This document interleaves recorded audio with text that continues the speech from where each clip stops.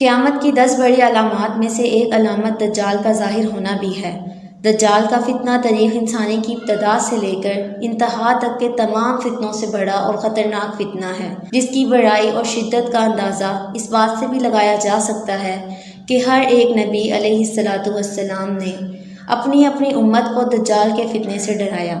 دجال کو جھوٹا مسیح یا جھوٹا خدا بھی کہا جاتا ہے۔ دنیا کے ہر مسلمان کا اس بات پر ایمان ہے کہ دجال اپنی طاقت اور فریب کے ذریعے تباہی لائے گا۔ آپ صلی اللہ علیہ وآلہ وسلم نے دجال کی کئی واضح نشانیاں بتائی ہیں، جبکہ مغرب میں اسے اینٹی کرائسٹ کے نام سے جانا جاتا ہے، جو دنیا بھر میں اپنے فتنے سے تباہی پیدا کرے گا۔ نبی اکرم صلی اللہ علیہ وآلہ وسلم کی تعلیمات کے مطابق دجال کا ظہور قیامت سے پہلے اور دنیا کے آخری دنوں میں ہوگا۔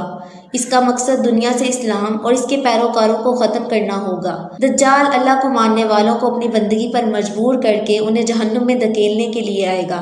دجال کے فتنے سے بچنے کے لیے نبی اکرم صلی اللہ علیہ وآلہ وسلم نے بارہا اس کی نشانیوں سے آگاہ کیا اور واضح بتایا کہ دجال کیسا دکھے گا اور اس کی کیا نشانیاں ہوں گی۔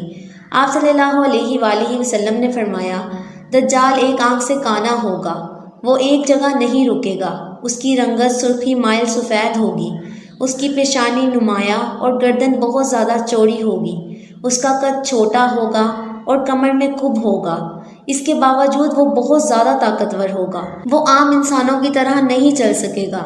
دجال کے گھنگرالے بال ہوں گے جو سر سے سانپیوں کی مانند لٹک رہے ہوں گے۔ دجال ایک مرد ہوگا اور اولاد پیدا کرنے کی صلاحیت سے محروم ہوگا۔ اس کی پیشانی پر دونوں آنکھوں کے بیچ کافر لکھا ہوگا۔ دجال کے نکلنے سے پہلے دنیا کی بہت بری حالت ہوگی، جیسا کہ ایک حدیث مبارک کے مضامین سے پتہ چلتا ہے کہ اس کے نکلنے سے 3 سال پہلے ہی دنیا میں ایک عام قحط پھیل جائے گا۔ پہلے سال آسمان 1/3 بارش اور زمین 1/3 پیداوار روک لے گی، دوسرے سال آسمان 2/3 بارش اور زمین 2/3 پیداوار، اور جبکہ تیسرے سال آسمان ساری بارش اور زمین ساری پیداوار روک لے گی، حتیٰ کہ آسمان شیشے کا اور زمین تانبے کی ہو جائے گی۔ اس خشک سالی کے سبب تمام چوپائے ہلاک ہو جائیں گے، فتنے اور قتل و غارت عام ہو جائے گی، آدمی ایک دوسرے کو قتل اور جلا وطن کر رہے ہوں گے۔ تب دجال مشرق کی سمت خراسان نامی شہر سے نکلے گا۔ غذائی قحط کے علاوہ علمی اور روحانی قحط بھی برپا ہوگا۔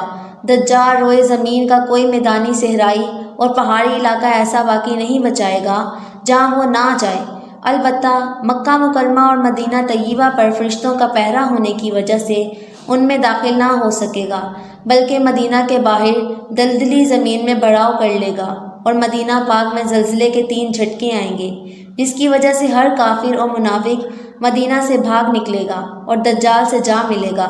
اس روز مدینہ پاک ہر منافق اور فاسق مرد و عورت سے خالص و پاک ہو جائے گا، اس لیے اس دن کا نام یوم الخلاص بھی ہے۔ دجال طرح طرح کے شوکتوں کے ذریعے لوگوں کا ایمان برباد کرنے کی کوشش کرے گا۔ حدیث مبارکہ میں ہے کہ دجال کے ساتھ روٹیوں کی بہار ہوگی۔ دجال کے پیروکاروں کے علاوہ باقی لوگ سخت تکلیف میں ہوں گے۔ اس کے ساتھ 2 نہریں ہوں گی، جن میں سے ایک کو جنت اور دوسری کو دوزخ کہے گا۔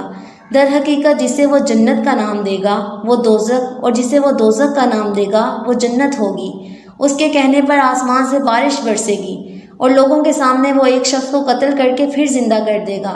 جو لوگ دجال کو رب مان کر اس پر ایمان لے آئیں گے، دجال ان پر اپنا انعام اکرام کی بارش برسا دے گا، یوں ان کی دنیا بھی جنت بن جائے گی۔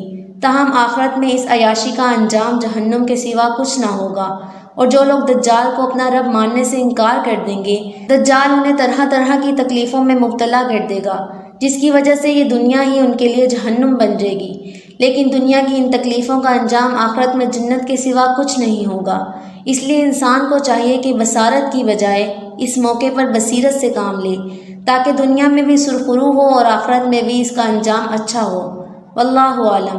دجال کے فتنوں کی وجہ سے اہل ایمان سخت پریشانی اور تنگی کے عالم میں بھاگ کر دخان نامی ایک پہاڑ میں پناہ لے لیں گے، لیکن دجال ان کا پیچھا کر کے پہاڑ کا گھیرا کر لے گا۔